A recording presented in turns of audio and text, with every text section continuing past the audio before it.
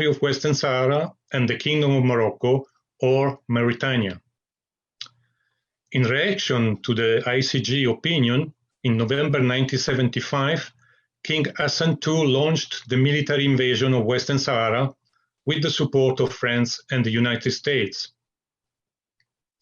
In February 1976, Spain informed the Secretary General that as of that date, it had terminated its presence in Western Sahara and relinquished its responsibilities over the territory. Western Sahara became, and still is today, the only non-self-governing territory which has not an internationally recognized administering power and which is under illegal military occupation. After 15 years of war, the Polisario Front and the Kingdom of Morocco accepted a ceasefire, which led to the creation in 1991 by the UN Security Council of the UN Mission for the Referendum in Western Sahara, called MINURSO, whose mandate was to organize the referendum of self-determination within 9 months. In fact, since then, the Kingdom of Morocco has spared no efforts to impede the organization of the referendum and proceeded with the legal annexation of the occupied territory. Today, anyone raising the issue of Western Sahara is charged with undermining the territorial integrity of the kingdom and is sentenced to heavy penalties. While the occupied territory is locked to international independent scrutiny, including to the Office of the High Commissioner for Human Rights, several special procedures of the Human Rights Council and committees have pointed the excessive use of force, the systematic use of torture, and the arbitrary detention of Sahrawi human rights defenders. In a recent public statement, Amnesty International denounces the orchestrated smear campaign against Amnesty Morocco office in Rabat, which shows how intolerant the Moroccan authorities have become of scrutiny and legitimate criticism of their human rights record, says Amnesty International. Amnesty International stresses that this is not the first time efforts have been made to undermine Amnesty work and coincides with a deepening repression within the country. And with this introduction, I will give the floor to the first panelist, Dr. Philippe Eder, member of the Bureau international pour le respect des droits humains au Sahara occidental. Monsieur Eder est médecin généraliste et il a une longue expérience d'assistance médicale dans les camps de réfugiés sahraouis. Dr. Eder, vous pouvez prendre le micro. Oui, bonjour tout le monde. Je suis un peu un nouveau venu parmi toutes les personnes qui se trouvent là. Donc, effectivement, je suis médecin interniste et je visite les camps. Mon activité au niveau du Bureau international pour le respect des droits dans le Sahara occidental est essentiellement, disons, orientée vers des contacts biannuels avec le Comité international de la Croix-Rouge pour les forcer à faire enfin leur travail, c'est-à-dire en fait s'occuper des prisonniers sahraouis qui sont incarcérés maintenant dans les prisons marocaines. Nous n'arrêtons pas de répéter toujours les mêmes idées. D'abord que leur détention au Maroc est une violation de la 4e Convention de Genève, en ce sens qu'ils devraient être incarcérés près de leur lieu de domicile et que les Marocains n'ont aucun droit de les transférer au Maroc. La deuxième chose, c'est aussi s'occuper, on leur rappelle sans cesse qu'en fait, ces prisonniers sont laissés à eux-mêmes, qu'ils subissent des tortures, des mauvais traitements, qu'également, ils n'ont pas accès à des soins médicaux et que cela, dans certains cas, a provoqué le décès de certains de ces détenus, en particulier 2 personnes, une personne qui est décédée des suites d'un diabète non traité, qui faisait partie donc du groupe dit de Gdaïm Izik. Nous sommes extrêmement étonnés aussi par le fait que dans certains États qui ne sont pas particulièrement collaborants, comme l'État d'Israël, les délégués du CICR arrivent en fait à faire des visites dans les prisons israéliennes. Et malgré nos appels répétés et malgré leurs tentatives, on ne sait pas jusqu'à où ils ont été, ils continuent à ne faire aucune visite pour les prisonniers sahraouis. Nous leur rappelons aussi, nous leur avons aussi remis devant le nez le jugement de 2016 de la Commission des Nations Unies contre la torture, qui avait condamné le Maroc pour torture et violation des droits de l'homme de M. Naama Asfari. Donc, il y a aussi des situations qui sont parfaitement bien investiguées, mais on a toujours un peu la même réponse, une écoute attentive, mais nous ne pouvons pas faire grand-chose, mais nous sommes en train d'essayer de faire quelque chose. Alors, lors d'une des réunions que j'ai eues avec eux, je leur ai posé la question, mais au fond, à quoi sert le bureau de Rabat si c'est simplement pour discuter avec les Marocains et de ne pas s'occuper au fond du Sahara occidental. Une chose aussi qui est très importante aussi, et que je leur répète aussi systématiquement, et ceci est important aussi par rapport à la légitimité de ce qu'ils font au Sahara occidental, ou l'illégitimité, je veux dire, c'est que je leur ai dit que la Croix-Rouge marocaine n'est pas habilitée à aller s'occuper des territoires occupés. Il y a eu, par exemple, un programme de sensibilisation pour l'effet des mines des deux côtés des murs, où la Croix-Rouge marocaine est allée dans les territoires occupés et nous leur font chaque fois passer le message que le Sahara occidental, que le territoire occupé, le Sahara occidental, le Maroc n'a pas le droit de faire participer la Croix-Rouge marocaine. Mais c'est surtout au niveau des prisonniers que nous voudrions intervenir, d'autant plus que nous sommes à 10 années de Gdaim Izik, avec des prisonniers qui sont condamnés à des lourdes peines, qui en plus, étant donné qu'elles sont incarcérées au Maroc, ont aussi énormément de peine à pouvoir recevoir des visites de leur famille. Souvent, elles n'ont pas le droit de visite. Quand elles ont leur droit de visite, pour eux, c'est extrêmement compliqué d'aller les voir. Il faut aussi de l'argent, des moyens. Heureusement, nous avons une personne, M. Majdoufi, qui s'occupe un petit peu de la liaison, qui s'occupe de toutes ces personnes. Mais quelque part, au fond, on a l'impression de façon catastrophique que le CICR, au fond, oublie en fait cette problématique des prisonniers sahraouis. Nous promet un certain nombre de choses, que ça bouge, mais en fait, nous ne voyons rien et c'est absolument désespérant. Voilà ce que je voulais dire par rapport à l'intervention du BIRTSO auprès du CICR.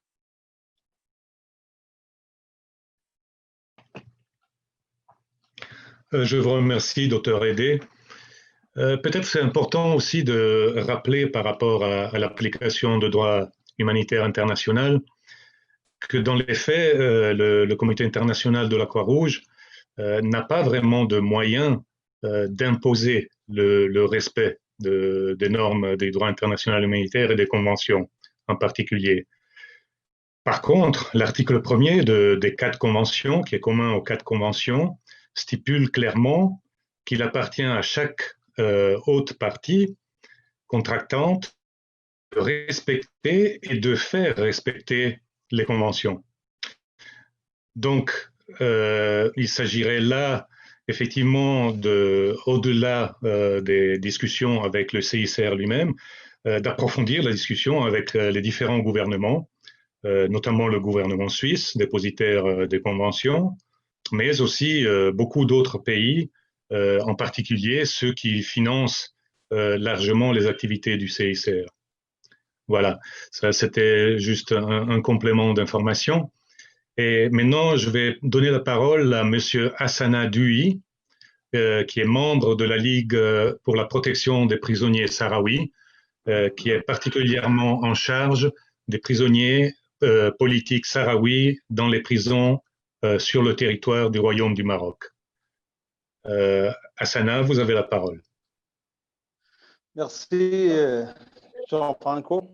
Tout d'abord, je tiens à remercier les organisateurs de cette visioconférence qui expriment l'inquiétude et fait la lumière sur la situation des prisonniers politiques sahraouis dans les prisons marocains.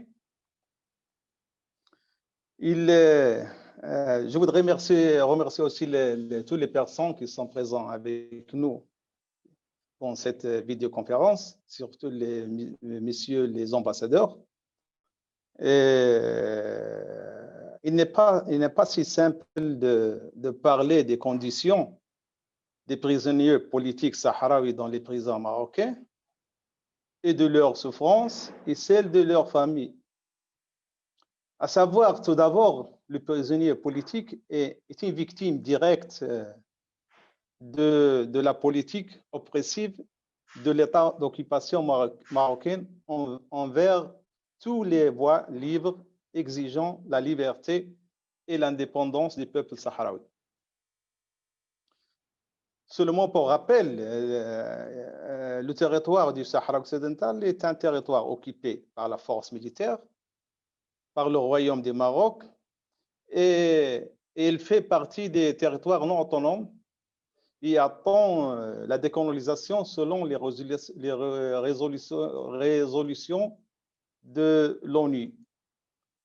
Ainsi, dans cette situation, les détenus politiques souffrent de premier moment de l'enlèvement ou de l'arrestation dans les rues des villes du Sahara occupé, au mauvais traitement et à la torture à partir des commissariats de police, en passant par le parquet jusqu'à leur mise en prison par des fausses accusations. À l'intérieur de ces murs de la prison, d'autres chapitres de la souffrance commune, c'est une souffrance commune entre les prisonniers politiques et sa famille commence à l'intérieur de ces prisons, qui sont supervisées par la délégation pénitentiaire et les services sécuritaires marocains dans le cadre d'une politique de représailles continue contre le prisonnier politique et contre sa famille. Ces méthodes de représailles et ces souffrances restent hors de vue et loin de tout témoignage, à la lumière du blocus militaire et médiatique qui se déchaîne depuis des années dans la région occupée du Sahara occidental. D'où notre rôle au sein de la Ligue pour la protection des prisonniers politiques sahraouis dans les prisons marocaines pour dénoncer les violations et les brutalités commises par l'État d'occupation marocain contre les détenus politiques sahraouis dans les prisons marocaines et contre leurs familles en surveillant ces violations et leur rapportant soit à travers des lettres d'information, soit des déclarations ou bien des conférences ou à travers toute forme de solidarité. C'est bien notre rôle, nous, comme la Ligue de protection. À cet égard, nous avons écrit à un groupe très important des organisations internationales, et en particulier le Croix-Rouge international, dont l'interaction avec les souffrances des prisonniers politiques sahraouis était malheureusement regrettable, comme a déjà déclaré M. Philippe. Et surtout que le territoire du Sahara occidental est soumis à la 4e Convention de Genève, car elle est un territoire occupé par la force militaire et dépend d'une décolonisation. Aujourd'hui, surtout la question importante, c'est quelle est la situation des prisonniers politiques sahraouis dans les prisons marocaines aujourd'hui. En bref, la situation est allée de mal en pire. Aujourd'hui, à la lumière de la pandémie de Covid-19, les prisonniers politiques sahraouis sont privés des visites familiales. Et les appels téléphoniques ne dépassent pas quelques minutes, une fois par semaine. Ils sont privés de références universelles, surtout pour les étudiants. Les rendez-vous médicaux sont tous annulés indéfiniment à l'absence des médecins de la prison. Les cellules font l'objet de fouilles inopinées et sans raison, uniquement pour la provocation et la torture psychologique. La nutrition est mauvaise et leur famille n'a pas le droit de la mener en prison, ce qui provoque des maladies de malnutrition. Quant aux familles des prisonniers politiques, sahraouis, ils souffrent les mêmes souffrances, ou bien plus. Sont privés de leur famille en raison de la prévention des visites familiales, mais aussi en raison de l'éloignement des prisons marocaines du pays de résidence, qui est le Sahara occidental. Car elle est considérée comme la prison la plus proche de la ville de Laayoune et de 500 km, alors que des autres prisons arrivent à 1000, à 1200 et à 1300 jusqu'à 1400 km.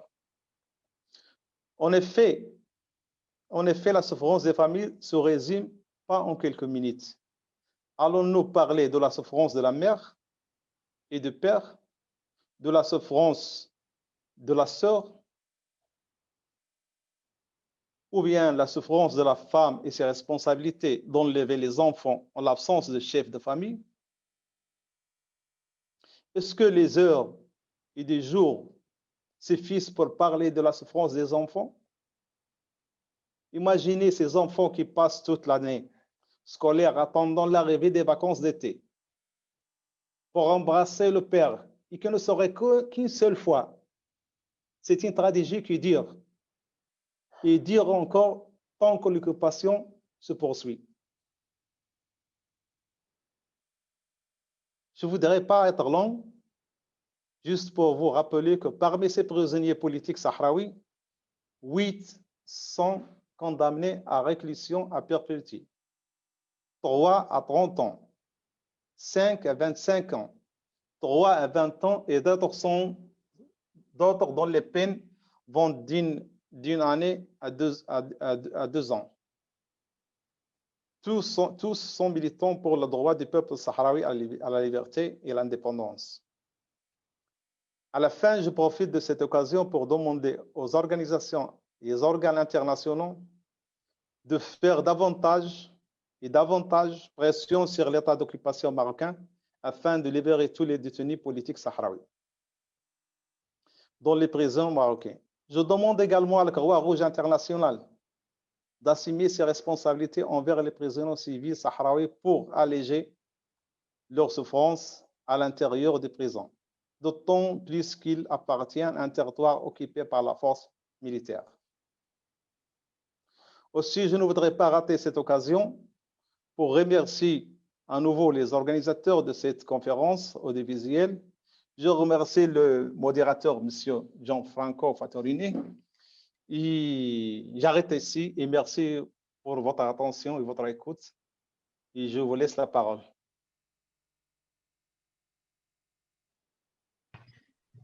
Merci bien, Sana. En effet, la question de l'éloignement des détenus de leur famille, un éloignement qui est très important, comme tu l'as souligné, des centaines, voire plus de 1000 kilomètres, en sachant quels sont les moyens de transport à disposition, est un problème réel, d'autant plus que, comme tu l'as souligné, cela est en contrevention de la 4e Convention de Genève, puisque éventuellement ces détenus devraient être dans des prisons dans le territoire occupé.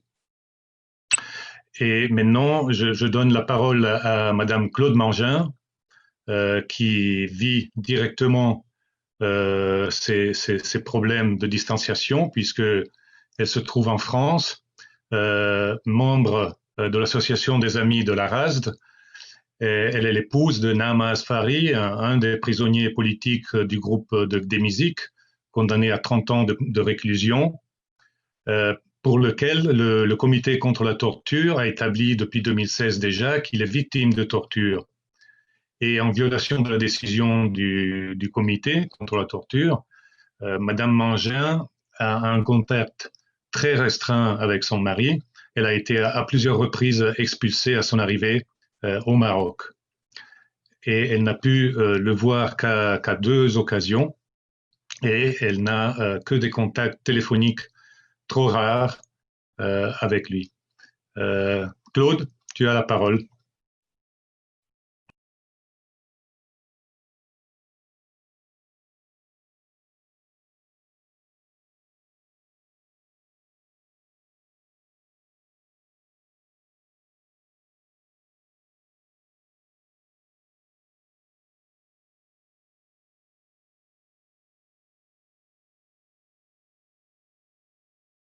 Elle n'est pas connectée. Oui, malheureusement, elle vient de me communiquer parce qu'elle se trouve dans une région montagneuse où la connexion Internet est instable. Et donc, elle m'a prié de lire sa communication. Donc, je vais vous la lire. Donc, c'est Claude Mangin qui s'adresse à vous en disant: en préalable à mon intervention, je voudrais vous confier combien préparer ce type d'intervention qui me touche de si près est éprouvant, et je pense que c'est la même chose pour tous les intervenants sahraouis à cette conférence. Cela fait remonter beaucoup d'émotions, et pourtant il faut témoigner toujours.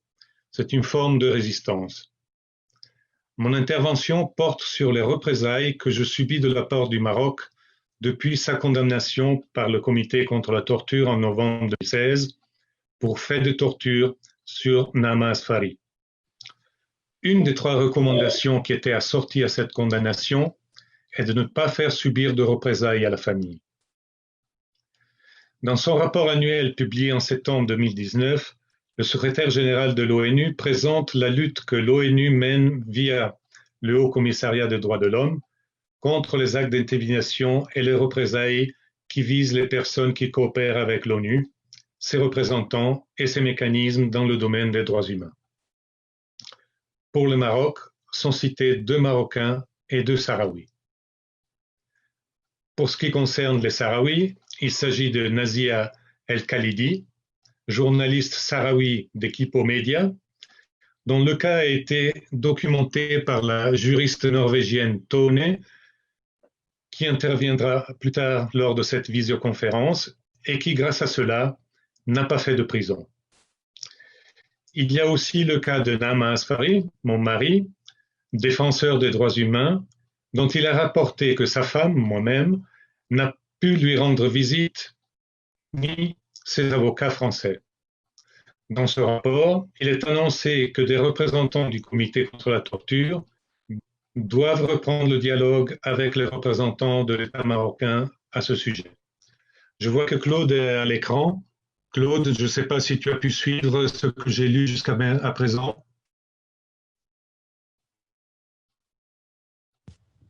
Non, je n'ai pas entendu. Tu en es où? J'en suis au 5e paragraphe qui termine avec les représentants de l'État marocain à ce sujet.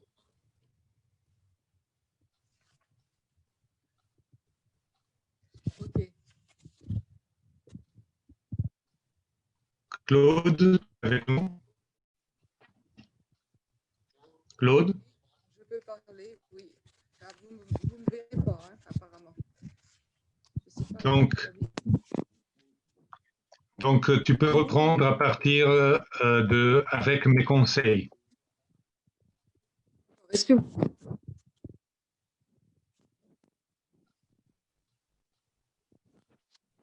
vous m'entendez? Oui, un peu mal, mais on t'entend. Je vais essayer d'augmenter le son. Voilà, Et là, vous m'entendez mieux? Oui, très bien. Donc, tu peux Voilà. reprendre Donc, avec mes conseils que sont la 4.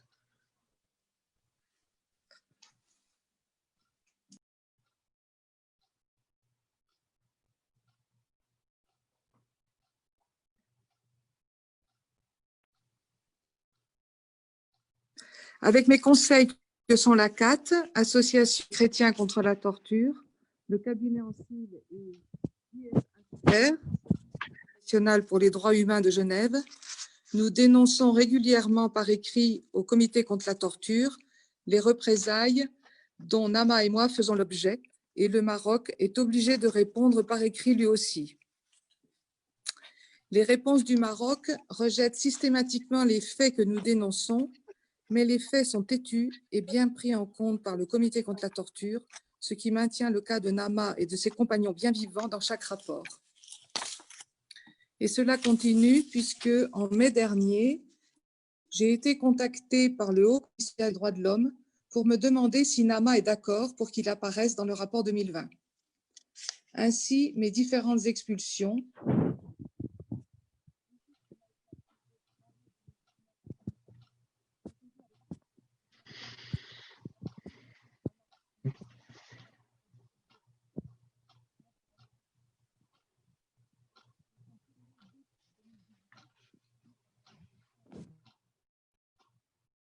en 2019, le Maroc indique clairement, je le cite, « Madame Mangin ne respecte pas la loi marocaine en vigueur, ainsi que les constantes nationales fédératrices. » J'aime beaucoup ce terme, les constantes nationales fédératrices. C'est donc bien des représailles politiques que l'on me fait subir, c'est-à-dire la lutte pour l'autodétermination du peuple sahraoui, raison pour laquelle, bien sûr, les prisonniers de Gdeim-Izik sont en prison. Le Maroc m'accuse aussi, et je le cite, de mener des campagnes hostiles et de recevoir des financements des parties étrangères pour financer les activistes. Il précise aussi que la visite de Kénitra de janvier 2019 l'avait été à titre exceptionnel. Est-ce à dire que je ne pourrais plus y retourner?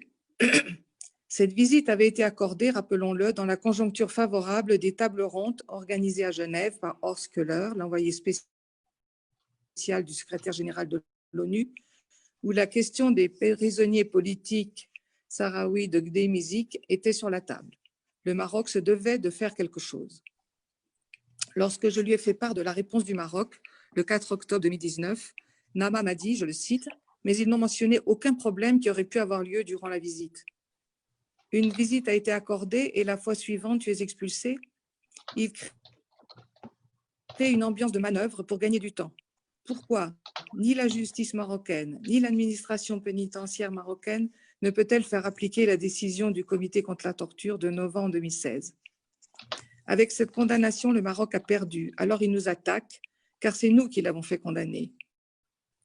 Cela fait le lien entre le politique et le juridique. Comment utiliser le droit sans tomber dans leurs manœuvres? Le Maroc mène une guerre psychologique, mais la bataille est politique. C'est un combat d'existence. Nous, on est dans une situation de résistance, eux sont dans la manœuvre. Il faut inventer les moyens de résister, car on n'a pas le choix, avec grande patience et joie. J'ai alors utilisé un moyen qui existe dans le droit marocain et qui m'avait été suggéré par les Marocains eux-mêmes dans l'un de leurs courriers au Comité contre la torture, de faire une requête pour demander l'annulation d'un acte administratif auprès du président du tribunal administratif de Rabat. Il s'agit de demander l'annulation de mon interdiction d'entrée sur le territoire marocain pour rendre visite à mon époux, loi marocaine, et des visites des détenus. Pour ce faire, j'ai dû prendre une avocate marocaine proposée par l'AMDH et bien sûr, cela a un coût auquel il a fallu ajouter les frais de traduction des actes. Le résultat le voici, signé par l'agent judiciaire du royaume Kasri Mohamed le 13 novembre 2019. Je cite, « Après avoir constaté que l'interdiction d'entrée au territoire national est légitime et légale, après avoir constaté que leur annulation est dépourvue de fondement légal, est déclarée l'irrecevabilité de la demande. » Je vous cite leurs arguments que je dois regarder de près avec l'aide de mes conseils pour voir ce qu'on peut faire là contre. Voilà ce qu'ils écrivent. Pour des raisons humanitaires, il lui a été autorisé d'entrer sur le territoire national du 13 au 16 janvier 2019 pour visiter son mari sous encadrement du CNDH. Or, il s'est avéré, d'après ses activités, qu'elle constitue une entrave à l'ordre public et que sa présence sur le territoire marocain constitue par conséquent une menace à l'ordre public. C'est-à-dire, en fait, j'ai rencontré Majdoufi et puis Khadija Riadi. Outre le non-respect de son engagement vis-à-vis du MAE de son pays concernant cette visite. Remarquez l'instrumentalisation du gouvernement français qui s'était mobilisé lors de ma grève de la faim d'avril-mai 2018. L'agent judiciaire s'appuie alors sur une ordonnance de 2014 qui déclare, je cite, « Vu que le législateur a exclu ce genre de décision qui protège la sûreté interne et externe de l'État en tenant compte des intérêts suprêmes de la patrie, la décision objet du présent recours se trouve par conséquent libre de toute motivation. Le Maroc se sert donc à mon égard de la sûreté interne et externe de l'État pour juger irrecevable cette demande d'annulation, d'interdiction du territoire marocain. » C'est me donner beaucoup d'importance, bien sûr. Dernier événement récent qui montre que ce bras de fer ne passe pas inaperçu à Genève. Suite à ma rencontre avec Gianfranco Fattorini, avec la personne chargée de mon dossier au comité contre la torture en septembre 2019, j'ai été invité le 3 décembre 2019 à Genève. Je suis passé devant une sorte de tribunal, puisque mes hôtes sont des magistrats très impressionnants, composés de 3 des 10 juristes internationaux qui forment le groupe d'experts auprès du comité contre la torture, dont le français Sébastien Touzé. Ce type d'invitation d'une victime par des membres de cette instance est très rare. Pendant 1 heure, ils m'ont écouté, très attentifs à mon cas, à la situation de Nama, à l'ensemble des prisonniers, à l'impossibilité des avocats français de se rendre au Maroc. Il en est ressorti qu'ils allaient demander à pouvoir se rendre au Maroc pour visiter les prisonniers. Pour terminer, je vous cite Nama. On n'est pas des héros innés capables d'affronter facilement les conditions dans lesquelles on se trouve, mais c'est la vie et elle sert à ça. J'ai appris à ne pas être vulnérable à l'injustice. Mon ennemi ne sera jamais content car je ne tombe pas dans ce qu'il cherche, c'est-à-dire me détruire. Et je le laisserai faire? Non. Moralement, éthiquement, religieusement, le Maroc est condamné.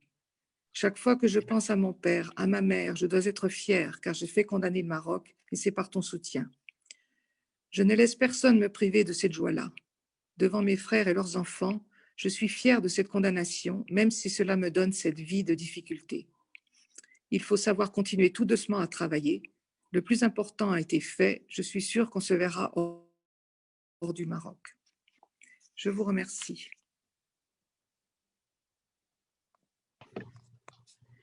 C'est moi qui te remercie, Claude, parce que, comme tu le dis, à chaque fois que toi ou d'autres membres des familles des prisonniers sont appelés à témoigner de leur souffrance, ça ravive les blessures. Donc, un grand merci à toi.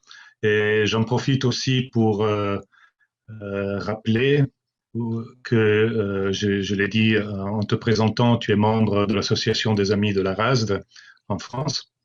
Et donc, rappeler que ton association a un programme de parrainage pour apporter un soutien moral aux prisonniers politiques sahraouis.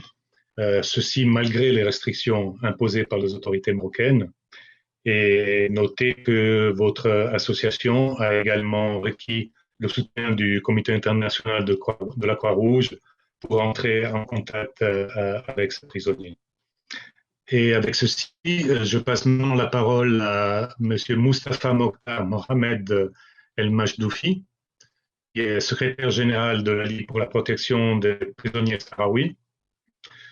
Son frère, Taki Mokhtar Mohamed El Majdoufi, a été parmi les 24 Sahraouis arrêtés et jugés devant un tribunal militaire à Rabat en 2013, après la répression de la manifestation de Demizik en 2010, qui avait réuni plus de 10 000 Sahraouis à l'extérieur de la capitale Al Ayoun, capitale du Sahara occidental.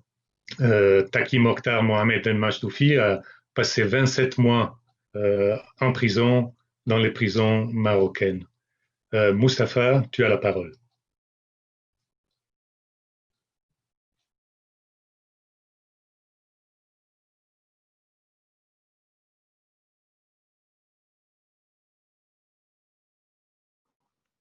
Allô? Oui, Moustapha, oui, tu peux parler. Je peux parler? Tout Allô? à fait. Oui, tu peux parler. Bonjour. Bonjour. Très honoré d'être avec vous ce matin, malgré le retard qui s'est passé tout à l'heure, parce que j'ai cru que c'est l'heure GMT et pas d'autres. Donc, je préfère aussi remercier tout le monde d'ailleurs présent avec nous aujourd'hui pour mobiliser cette situation des prisonniers politiques. Et je voulais bien vous avertir que nos chers frères emprisonnés au Maroc, illégalement au Maroc, sont au courant de cette discussion qui tiendra entre nous, ou bien qui s'est tenue entre l'ensemble des défenseurs des droits de l'homme, sahraouis, européens, quoi que ce soit. Donc, en revenant au dossier des prisonniers politiques, vous savez bien que tout le monde est emprisonné ailleurs du Sahara occidental. Et donc, c'est une tragédie et c'est une manière pour toucher la dignité des personnes. Et j'ai toujours dit que la dignité des personnes, c'est l'objectif de tout harcèlement, arrestation, jugement, quoi que ce soit. Donc, c'est la dignité personnelle. Pourquoi? Parce qu'il y a un peuple qui s'appelle le peuple sahraoui. Et donc, sa dignité, c'est de vivre la liberté et de sentir la liberté telle qu'elle est. Et donc, vraiment, ça fait des années que nous travaillons sur le dossier des prisonniers politiques au niveau de leur de dénoncer les arrestations arbitraires à l'encontre, les jugements injustes, les traitements inhumains et dégradants, etc., etc. Et à chaque fois où on a une réunion avec des personnels ou bien des responsables des Nations Unies ou bien d'autres, nous rappelons que la loi, la légitimité exige la libération des prisonniers politiques. Et en attendant que cela peut être pratiqué, nous demandons le transfert vers le Sahara occidental avec tout un garantie de leurs droits fondamentaux, droit aux soins, droit aux études, visite familiale, l'arrêt de tout harcèlement contre eux. Pourquoi? La majorité de nos prisonniers politiques souffrent d'un harcèlement quotidien par les fonctionnaires, les autres prisonniers civils. Donc, et cela est poussé par l'administration. C'est pas tout à fait un geste comme ça ou bien une affaire qui peut passer sans discussion. De ma part, je vois que ce dossier et ces arrestations sont très longs que jamais. Ça fait maintenant 10 ans. Il y en a quelqu'un d'autre, comme Yahya Mohamed Al-Hafez Al-Azza, depuis 2005. Il y en a d'autres aussi depuis 2006, 2008, 2017. Il y a comme Cercle Assiri. Il y a d'autres qui souffrent derrière les barreaux. Et leur famille souffre aussi en silence. Donc, ce que nous cherchons de notre travail, comme des défenseurs sahraouis des droits de l'homme, ou bien des activistes, ou bien des militants, ou quelles que soient nos raisons, c'est de libérer les prisonniers politiques. C'est de sensibiliser leur situation flagrante. C'est de éclairer ce qui se passe derrière les barreaux. Pourquoi ils ont été arrêtés, pourquoi il y avait des arrestations arbitraires au Sahara occidental, pourquoi il y a des jugements injustes, parce qu'il y a une cause sahraoui, il y a une cause sahraoui, il y a un peuple qui tente à son indépendance. Donc, il y avait des prisonniers politiques, il y aura aussi des prisonniers politiques. Tant que le conflit ne sera pas résolu, tant que le peuple n'aura pas la volonté de s'exprimer de lui-même. Le reste c'est comme la récolte de notre militantisme. Tant qu'il y a un prisonnier politique ou bien tant qu'il y a une répression dans la rue, c'est vraiment la vérité des raisons qui nous touchent quotidiennement dans notre vie. Dans notre vie quotidienne. Comme il a dit Claude Mongin, nous ne serons jamais détruits. c'est Nema qui l'a dit, ne sera jamais détruit. On restera en continuant à lutter, à revendiquer nos droits fondamentaux comme des Sahraouis, à soutenir les familles, à aider les prisonniers politiques, à chercher à toute une fenêtre qui peut faire passer nos voix.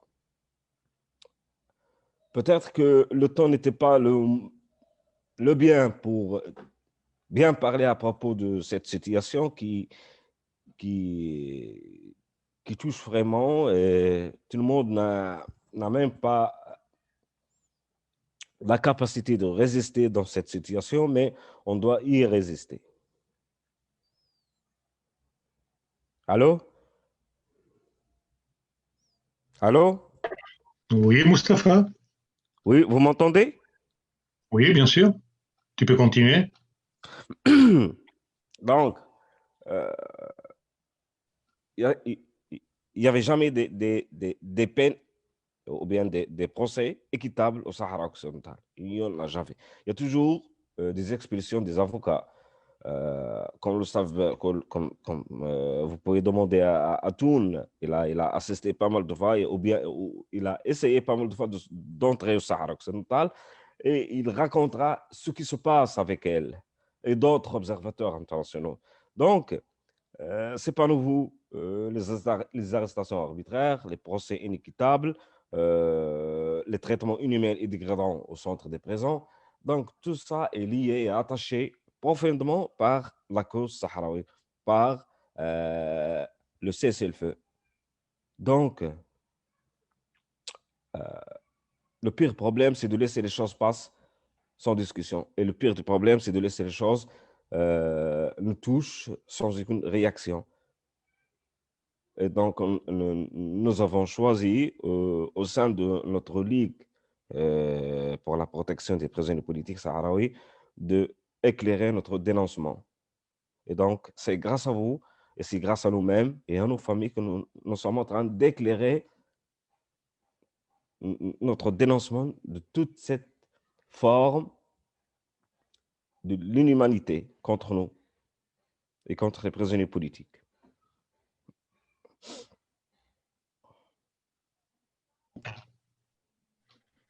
Merci bien, Mustapha. Je me respecte très fort.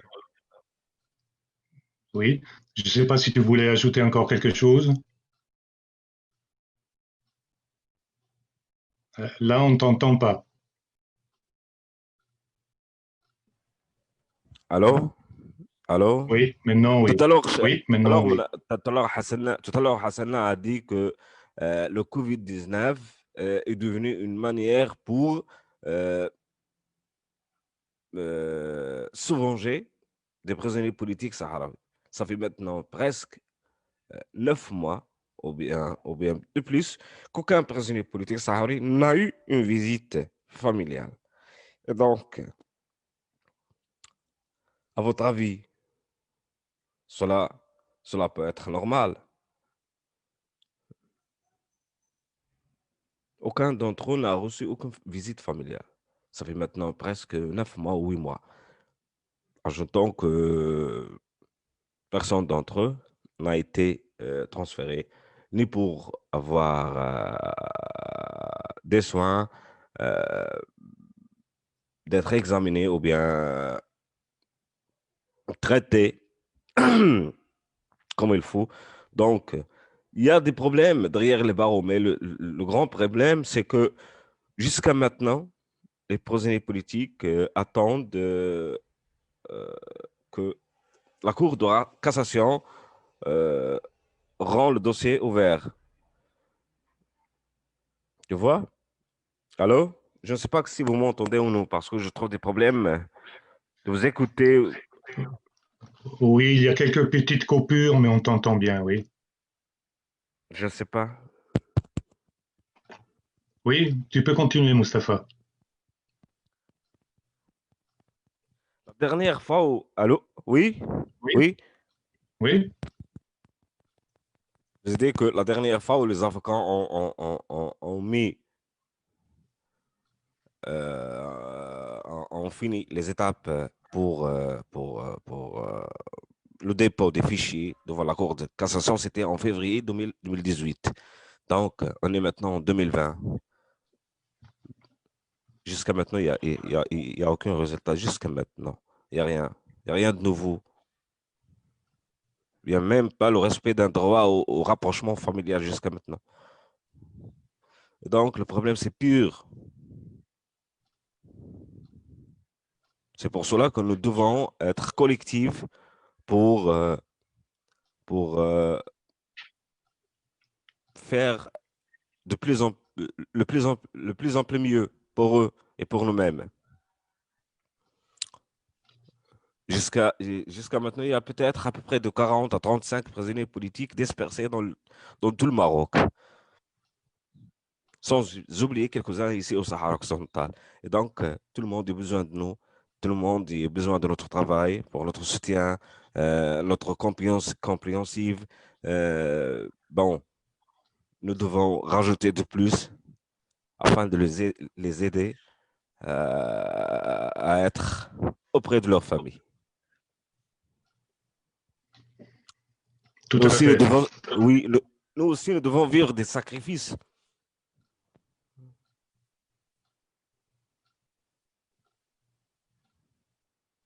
Tout à fait.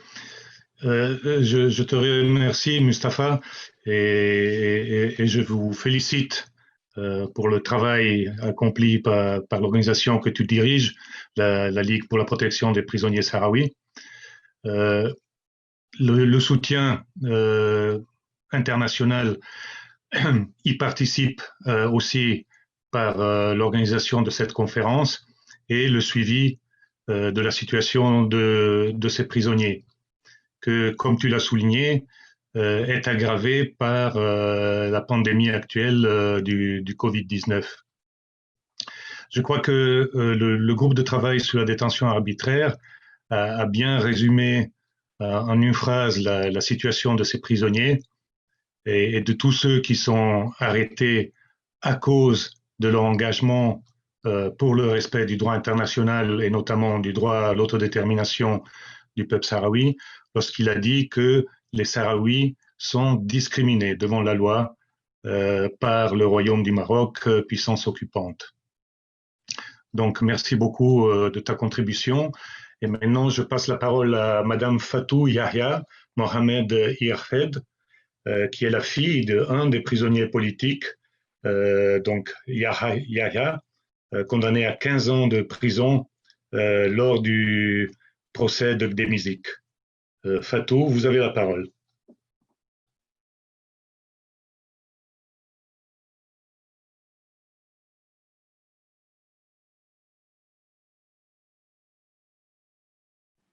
J'ai oublié d'éteindre le micro. Bonjour. Bonjour à vous. On vous écoute. Bonjour tout le monde. Good morning everyone.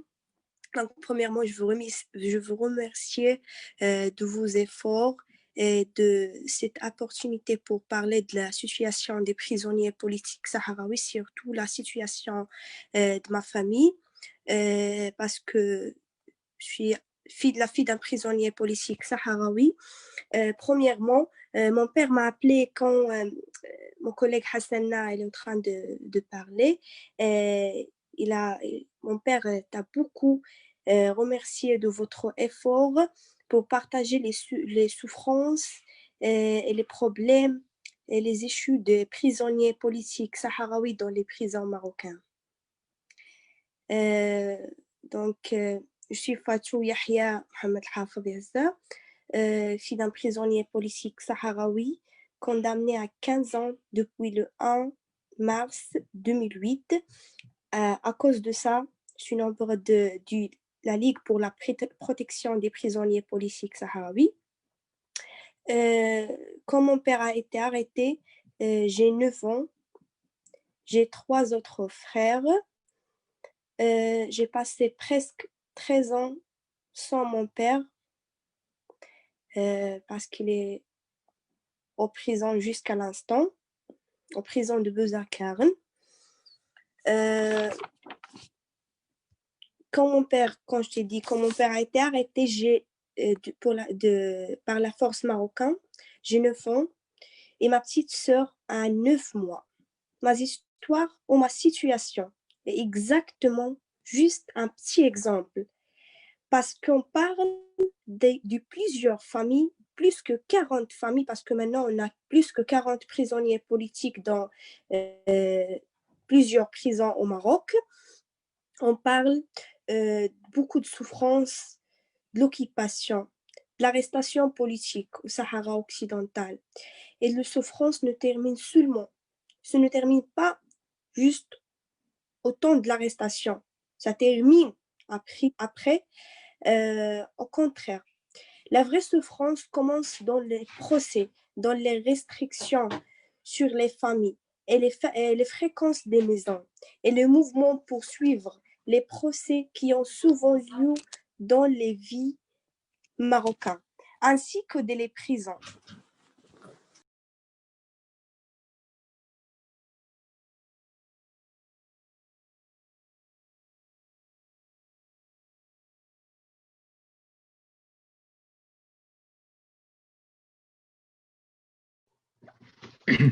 Fatou, on a un problème audio, on ne t'entend pas. Bonjour. Oui, là c'est mieux. Là c'est mieux. Problème de connexion, je sais pas. J'ai dit que les souffrances des familles ou des prisonniers politiques ne se terminent pas seulement par l'arrestation. Au contraire, la vraie souffrance commence dans les procès, les restrictions sur les familles et les fréquences des maisons. Et les mouvements pour suivre les procès qui ont suivi lieu dans les vies marocaines, bien sûr, ainsi que dans les prisons. Le Maroc ne sait pas contacter les prisonniers des prisons politiques sahraouis et les condamner des ans difficiles, comme mon père 15 ans et comme le groupe des musiques, comme les groupes d'étudiants et comme plusieurs prisonniers. Au lieu de cela, ils sont transférés dans des prisons loin de leur famille, torturés, harcelés en prison, harcèlement. Leur famille constamment surveillée. Ils sont autorisés à visiter pendant quelques minutes, rien autorisé pour rentrer. Et cette question de visite, on parle que des minutes, des 10-30 minutes par mois. Et pendant cette période de le Covid, comme mes collègues ils ont dit qu'il y a plus que 6 mois ou 7 mois, aucun prisonnier politique a eu une visite jusqu'à l'instant, a eu rien du tout, juste des appels et pas beaucoup d'appels comme je t'ai dit avant. Donc, les isoler, tout ça pour isoler du monde extérieur. Ils n'ont même pas autorisé à porter des vêtements traditionnels pour leur refuser de la préservation de leur culture, bien sûr, parce qu'on sait bien qu'ils vont couper tout ce qui est relation de le monde extérieur. Et c'est ça les vraies souffrances, parce qu'il y a des pans longs, 15 ans ou bien 10 ans du présent, et ils ont isolé totalement du monde extérieur. C'est ça les vraies souffrances, comme je t'ai dit. Mais enfin, malgré toutes les souffrances, les détenus continuent de défendre leurs droits, de faire plusieurs du grève de faim. Je parle de mon père, il a fait, je pense, le plus longueur, 62 jours à 2013, 62 jours du grève de faim. Et on parle de plein du grève de faim. C'est pas juste ça. Et les mouvements solidaires, il expliquant aux prisonniers politiques, les prisonniers marocains, la vérité sur le conflit entre le Maroc et le Sahara et le Polisario, parce qu'on sait bien que le Maroc explique et donne des fausses informations par ces médias, partout, qu'on a des criminels, que les Sahraouis ou bien les prisonniers politiques, ce sont des criminels, qu'il ne veut pas qu'on parle avec eux, mais eux, parce qu'on sait bien que la majorité des prisonniers, ce sont des militants, ils savent bien la situation du Sahara occidental, ils savent bien le vrai issue, et les vraies informations des conflits. Donc, lorsqu'on parle de tout ça, on n'oublie pas les souffrances des enfants et des familles qui ont transféré pour voir ces enfants juste plus que 1000 kilomètres juste pour ça, pour rester avec eux, même pas 10 minutes, 30 minutes. Après, il y a la surveille, il y a la solitude, il y a les vrais sentiments parce qu'on parle du père qui est je pense le source ou bien le plus important chose dans la famille, c'est le père, parce que lui qui décide, lui qui parle, lui qui donne tout. Et donc, ça fait 12 ans sans père. Pour moi, j'étais un petit peu grande, 10 ans, ça me dérange pas. C'est pas beaucoup, mais ma petite sœur, elle a 9 mois. Il a rien des histoires avec son père. Il a rien dans sa tête. Juste des petits moments en prison, juste des petits moments, même pas rien du tout. Donc, c'est ça les vrais problèmes qu'il y en a, et les vraiment sentiments, vraiment souffrances qu'il y en a, comme des enfants, des prisonniers politiques, comme des familles des prisonniers politiques sahraouis. Et enfin, je vous remercie la Ligue pour la protection des prisonniers politiques sahraouis parce qu'elle fait des forces bien pour soutenir les familles et pour soutenir les enfants des prisonniers politiques sahraouis, pour aussi partager les souffrances. Parce que le plus important, c'est partager les informations, les souffrances qu'il y en a aux prisons. Parce que si on n'a pas une association qui occupe de ça, même si le Maroc il va faire tout ce qu'il peut, même si maintenant il fait tout, mais si c'est pas comme le début. Donc, la Ligue pour la protection des prisonniers politiques sahraouis a fait ça fait 3 ans maintenant, il fait des bons efforts pour partager les souffrances, pour soutenir les familles. Et je ne veux pas parler beaucoup, mais c'est ça, je pense, les plus importantes choses que je voudrais parler aujourd'hui. Et je vous remercie beaucoup pour cette occasion. Vous écoute? Allô? Oui, tu as terminé, Fatou? Oui. Merci beaucoup. Si vous avez des questions ou bien n'importe quoi, je t'entends. Tout à fait.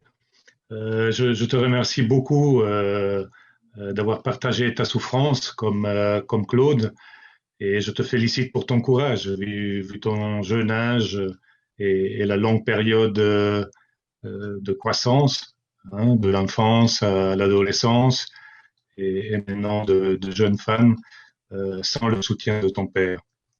Donc, toutes mes félicitations. Et encore une fois, oui, cette souffrance des familles est fondamentalement une forme de torture que la puissance occupante engendre sur les familles des prisonniers eux-mêmes. And now I will give the floor to Mrs. Tone Mø, a Norwegian jurist who followed closely the judicial procedures of the group of Gdemisik, and now she's following the case of the so-called group of students, in particular before the working group of arbitrary detention. Tone, you have the floor. Thank you very much, Gianfranco. And thank you very much also for inviting me to this important conference about Sahrawi political prisoners. I find it hard right now to go after Fatou after she has explained how the situation is, because this is actually, when it comes to Sahrawi political prisoners, we often say that the racism and the reprisals for their opinions, it continues throughout their entire detention. It's not an isolated factor. And an example of this remains the father of Fatou Yaha, who for over 13 years has been suffering behind the bars of a Moroccan jail. He is being punished for what he believes in. He has conducted numerous hunger strikes during these 13 years in response to inhumane treatment, isolation, and racial discrimination. And currently, during this global pandemic, his life is in danger. Another example is, of course, the case of Claude and her husband, Nama Asfari, one of the Gedemsig prisoners.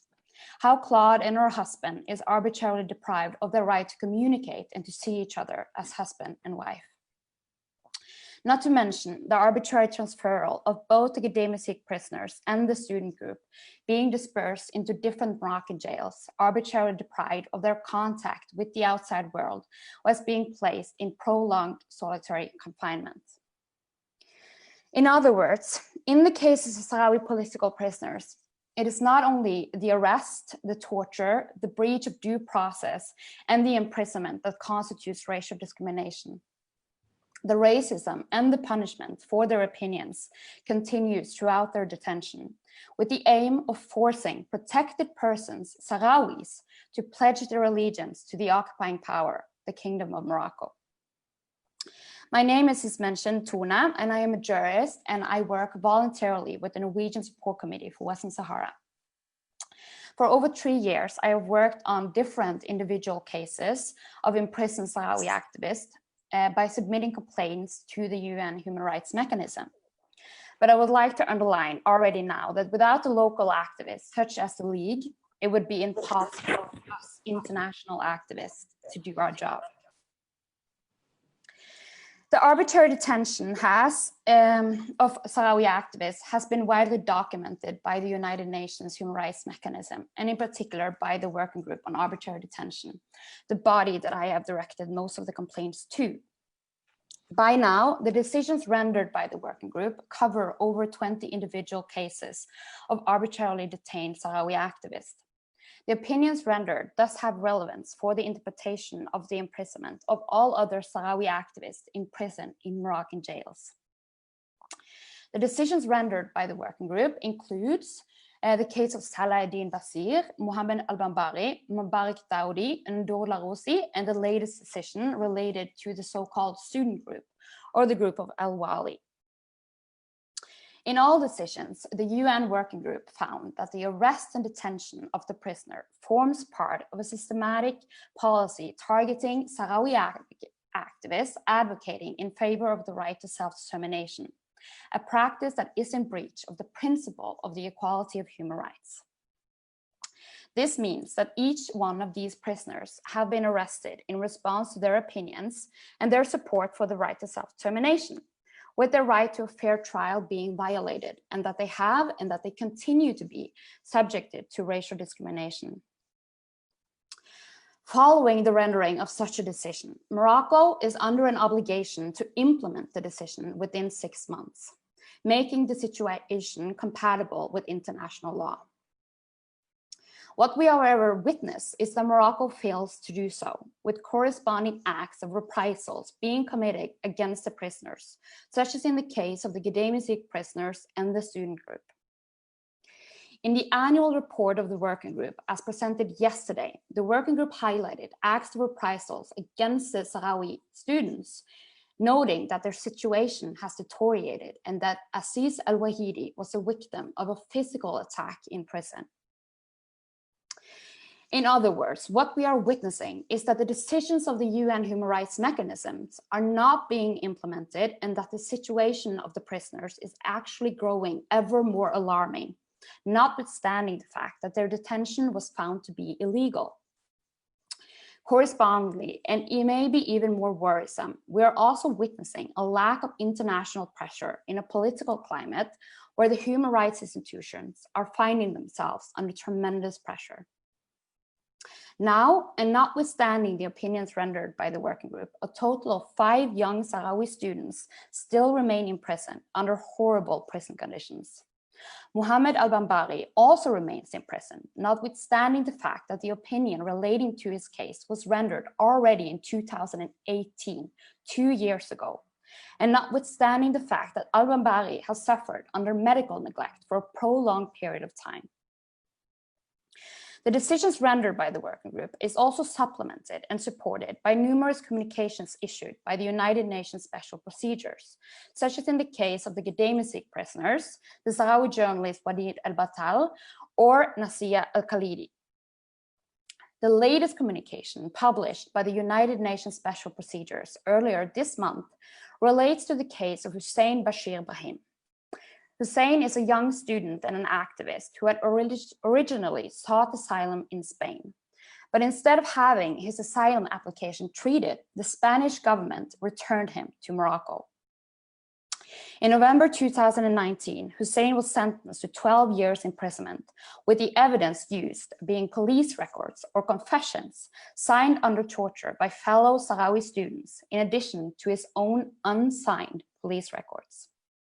The appeal of Hussein is expected to commence on 23rd September in front of a Moroccan courthouse after his trial has been postponed on several occasions ever since March this year. Still, we are waiting to see any form of fair trial guarantees for the young students. In fact, following the communication being sent to the Moroccan government and 60 days prior to its publication, we actually witnessed a shift in the situation of Hussein that can solely be referred to as arbitrary. Hussein was, without any form of prior warning, brought in front of the court without having his lawyer present in the middle of the global pandemic before he was placed in isolation. Hussein commenced on a hunger strike in response to the treatment and was later transferred back to a cell, now filled with over 30 prisoners that is supposed to hold only 12 prisoners. Hussein has also been arbitrarily deprived of his right to study and suffers on a daily basis along with the other students under racial discrimination. Yet again, what we witness is therefore Morocco not respecting communications and opinions issued by the UN Special Procedures, with corresponding acts of reprisals against the prisoners that brought his case to the international level. In the case of Hussein, Spain is arguably also even indirectly involved, having deported him to Morocco for political prosecution and arbitrary detention without having his asylum application treated. Ever since Morocco invaded Western Sahara in 1975, Western Sahara has been under illegal occupation by the Kingdom of Morocco. To this day, the occupied territories of Western Sahara remains a humanitarian crisis, with gross human rights violations and breaches of humanitarian law being committed on a daily basis. In this territory, Morocco has, as the occupying power, the de facto control both over most of the territory, but also over the people living on the occupied land. Simultaneously, Morocco famously denies the fact that Morocco occupies the greater parts of Western Sahara, referring to the territory as its southern provinces and Sahrawis as Moroccans.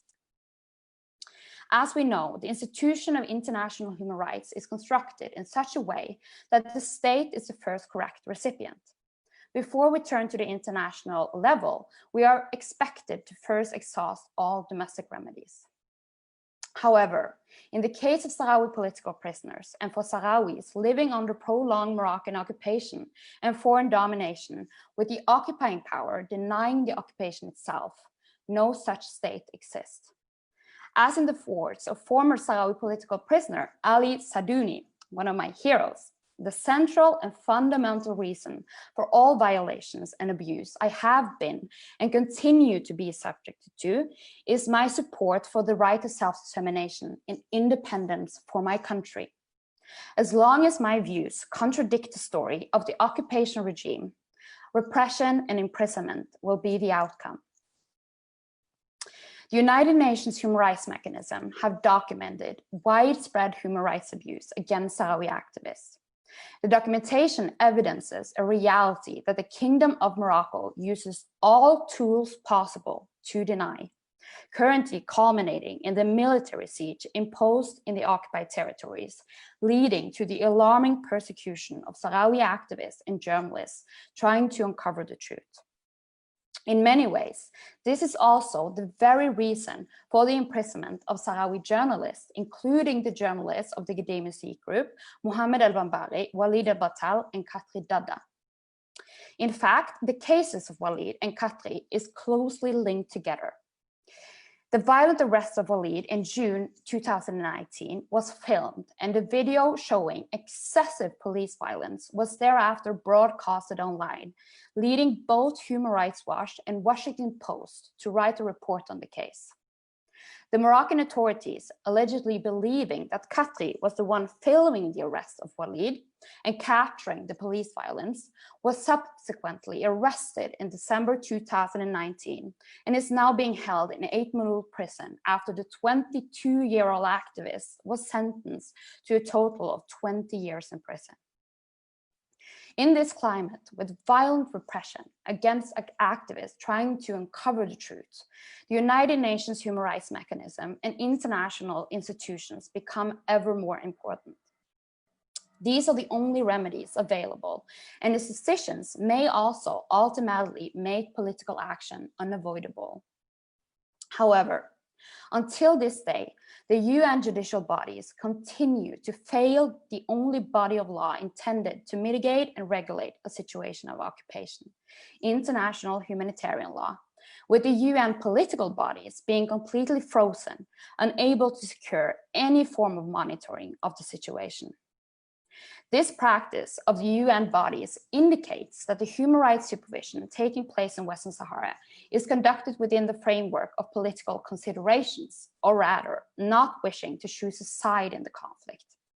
A direct consequence of this is the non-application of the law of occupation and the continued non-monitoring of the humanitarian situation, with MINURSO still not being able to report on human rights violations. In other words, with MINURSO being unable to monitor, and in the lack of a special rapporteur designated to monitor the occupation of Western Sahara, we are leaving the people and Sahrawi political prisoners living under occupation in the hands of an occupying power, denying the existence of the occupation itself. What is being created is a human rights gap, or rather a black hole, where Morocco is free to arrest, torture, and imprison activists without us seeing, such as in the case of Khatri Dada, who was, just at the outbreak of the global pandemic, brought to a video room inside the prison and sentenced to 20 years in prison. For months, both Khatri and his family has suffered in response to his continued isolation and the lack of knowledge. And even after the release of the Sahrawi female activist Makfouda from prison, she was effectively placed under house arrest, solely intended to prevent her from sharing her story. She has ever since been the victim of intimidations from the Moroccan forces due to her continued activism, despite numerous attempts to silence her. In my view, the application of international humanitarian law continues to be crucial and cannot be allowed to be stalled by political considerations or by the denial of the occupying power itself. Because not only is humanitarian law the only body of law able to regulate the situation, the application of humanitarian law might also give rise to new avenues of accountability, in which remains crucial in today's climate and in order to protect Sahrawi political prisoners. Notwithstanding the fact that Morocco has not ratified the Rome Statute of the International Criminal Court, a case could possibly be made based on the territorial authority of Spain, which ratified the Rome Statute in 1998. We must always remember that Spain still holds obligations under the UN Charter, and so does arguably the United Nations and the international community as a whole. In other words, we cannot allow Morocco to continue to deny the occupation itself or to continue to ignore the calls coming from international organizations and from the UN Human Rights Mechanism. Because ultimately, these Sahrawi political prisoners should never have been arrested and detained in the first place and should immediately be released. Thank you very much, Gianfranco.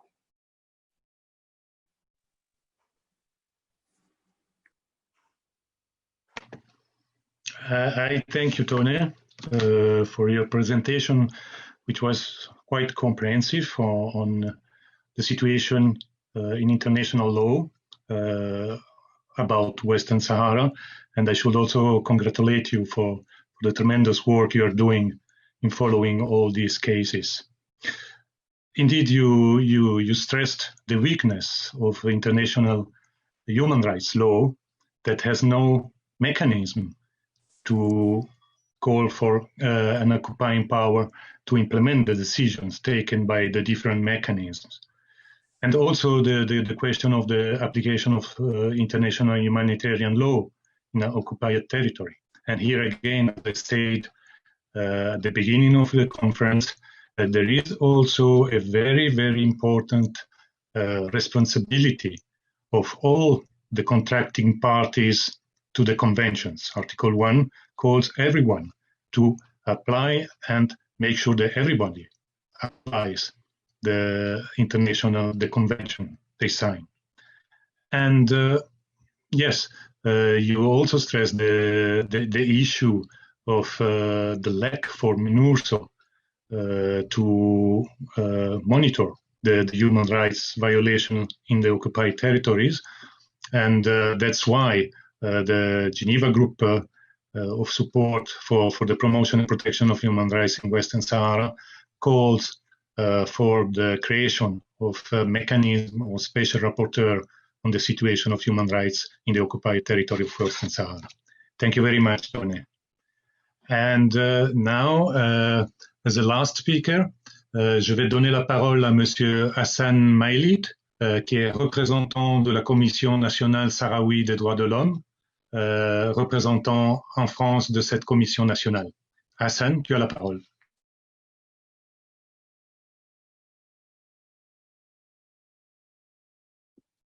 C'est bon? Oui, on t'entend. Mesdames et messieurs, permettez-moi tout d'abord d'adresser un grand remerciement à toutes personnes qui ont contribué pour l'organisation de cette importante conférence, dont j'ai un immense plaisir d'intervenir. Et je vous remercie également pour avoir donné cette opportunité à la Commission nationale sahraoui des droits de l'homme pour s'exprimer sur un sujet très important qui est le sujet de la situation des prisonniers, des détenus civils sahraouis. Parler de la situation des détenus civils sahraouis m'invite à souligner qu'ils vivent sous occupation militaire du Royaume du Maroc et que ces territoires occupés du Sahara occidental sont dotés d'un statut juridique distinct et séparé de celui de l'occupant, d'où la responsabilité de la communauté internationale de protéger les civils sous occupation militaire par application des normes du droit international humanitaire. Le Sahara occidental ou les territoires occupés du Sahara occidental sont l'unique endroit du monde où il n'y a aucun rapport neutre concernant les violations des droits de l'homme. Cette situation est encouragée suite à l'arrêt de l'envoi des missions techniques au territoire occupé par le Haut Commissariat des droits de l'homme depuis 2015. Les forces d'occupation marocaines continuent de liquider les Sahraouis et de l'étayer de sang-froid en utilisant aussi à cette fin les colons marocains, ce qui constituait une discrimination. Pourtant, il y a quelques points dont je vais parler et dont je voulais parler et qui étaient touchés par quelques amis avant moi, comme le frère Mustafa ou les autres. J'avais dit que les Marocains, l'occupation marocaine continuait à attirer de sang-froid en utilisant aussi à cette fin les colons marocains, les Sahraouis, pour ne pas citer que quelques exemples.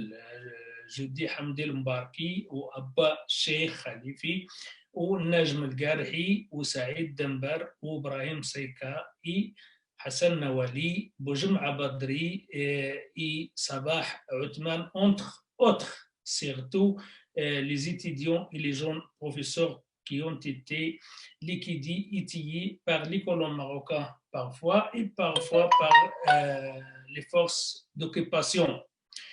L'État marocain continue de procéder à la détention également, à la détention politique et les simulacres procès qui dépendent en général des dossiers fabriqués et qui sont signés sous la crainte et la torture. Les méthodes continues et systématiques de l'occupation marocaine pour se venger de toutes les Sahraouis qui réclament l'application de la Charte des Nations Unies et les résolutions concernant le droit inaliénable des peuples sahraouis à l'autodétermination et à l'indépendance. Je veux parler également de quelques points techniques ou de quelques détails techniques selon le rapport annuel de la Ligue de protection des prisonniers sahraouis et les lettres d'information mis en évidence la situation grave et en détérioration qui vivent les prisonniers politiques, la violation de leurs droits aux diagnostics médicaux et traitements médicaux, sachant que la plupart d'entre eux souffrent des maladies chroniques. Le manque d'alimentation, les carences alimentaires et le manque d'hygiène dans les centres pénitentiaires, la majorité des prisonniers, on avait déjà fait greffe de faim contre cette situation. Par exemple, M. Mohamed Bourial qui a mis 32 jours de grève de faim, 32 jours en toute absence d'assistance médicale, au cours desquels son état de santé s'est gravement détérioré. Notamment, il est prévu de traitement médical, Abdullahi Ahmed Sidi Bahaha, également un état de santé très détérioré à cause de l'absence totale de l'attention de l'administration de centres pénitentiaires, Yahya Mohamed El-Hafid est aussi prévu des diagnostics de traitement médical malgré son état de santé fragile. Abdallahi El-Khfaouni souffre également de problèmes digestifs aigus et aussi prévu de son état, de son droit à l'hospitalisation et aux traitements médicaux. Les dirigeants des centres pénitentiaires de Aït Melloul ont refusé plusieurs fois de transférer Mohamed Bambari au rendez-vous qui était déjà confirmé avec son médecin. Mohamed Tahlil, Mohamed Sbahi, Mohamed Bani, Sid Ahmed Lemjid souffrent les mêmes violations de droit de l'assistance médicale et au traitement.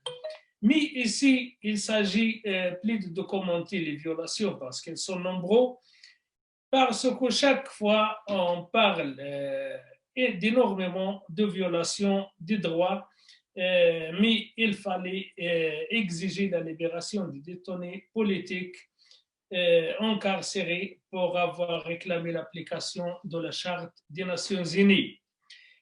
Dans ce contexte, la Commission nationale sahraouie des droits de l'homme considère que la persistance de la part de l'État marocain de l'assassinat systématique des Sahraouis innocents comme un meurtre délibéré et prémédité en violation flagrante des droits à la vie prévu au paragraphe 1 de l'article 6 du pacte international relatif aux droits civils et politiques, ce qui était également inscrit à l'article 3 de la Déclaration universelle des droits de l'homme, adoptée par l'Assemblée générale des Nations unies le 10 décembre 1948. En conséquence, la Commission nationale sahraouie des droits de l'homme a appelé aussi à tous les organes de la communauté internationale, y compris les organisations humanitaires et les défenses des droits de l'homme, et les Nations unies et l'Union africaine à contribuer pour la libération inconditionnelle des prisonniers politiques sahraouis. La déclaration de la haute commissaire des droits de l'homme aux Nations unies, Mme Bachelet, qui a souligné que l'option de séparer les prisonniers où l'isolement individuel est impossible à mettre en œuvre. Maintenant, d'autant plus que le gouvernement rencontre des difficultés d'approvisionnement en raison de la pandémie de Covid-19, et donc la détention continue des détenus politiques sahraouis comporte un grand risque pour leur vie. Il ne faut jamais oublier un autre sujet très important qui est le sujet des disparus sahraouis, puisqu'en 1991, l'État marocain a libéré 300 disparus sahraouis et qui depuis durant 16 ans, il n'a pas reconnu leur existence. Ces 300 disparus sahraouis ont été libérés dans un état de santé psychique très, très détérioré. Il faut aussi continuer la bataille pour libérer les 526 disparus sahraouis pour éclairer de leur sort. Il faut exiger aujourd'hui la libération des détenus politiques sahraouis et la responsabilité de leur libération et de la communauté internationale, surtout après les révélations des anciens prisonniers politiques qui affirment que le service de renseignement marocain a transformé les centres pénitentiaires en laboratoire de création de cellules terroristes à des fins politiques et économiques. Et ça, c'était le cas de Mohamed Hajib, l'ancien prisonnier politique marocain, et aussi le cas de Mohamed Dehani, l'ancien détenu civil sahraoui. Je vous remercie de m'avoir écouté. Je vais plus loin. Merci. Oui, merci Hassan à toi pour ta présentation, parce que tu as touché aussi des points essentiels. Le premier d'entre eux, celui de l'arrêt des missions techniques du Haut Commissariat aux droits de l'homme.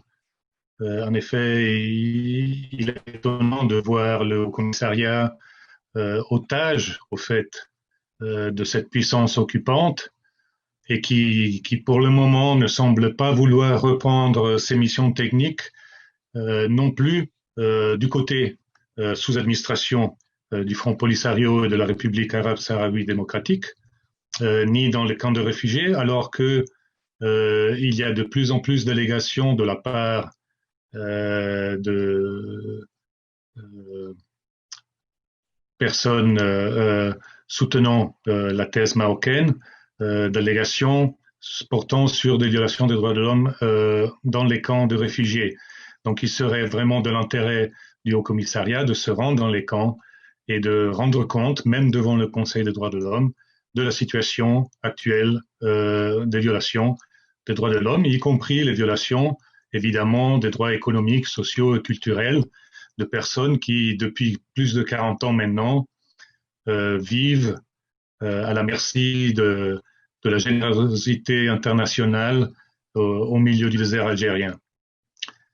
Et encore une fois, tu soulèves aussi la question de l'application du droit international humanitaire. Donc, merci beaucoup. Et avec ton intervention, on a conclu cette conférence. Je tiens à remercier tous les participants, les panélistes, et également tous ceux qui ont eu la patience de nous suivre. I would like to thank all the panelists and of course those who had the passion to follow this video conference with some technical problems, which is normal, I would say. I would like to thank in particular Ambassador Pendananda, permanent representative of Namibia in Geneva, and all the other participants. Thank you very much, and I convene you to another video conference, or maybe in presence at the Palais des Nations in Geneva. in Geneva. Thank you very much to everyone. Merci beaucoup.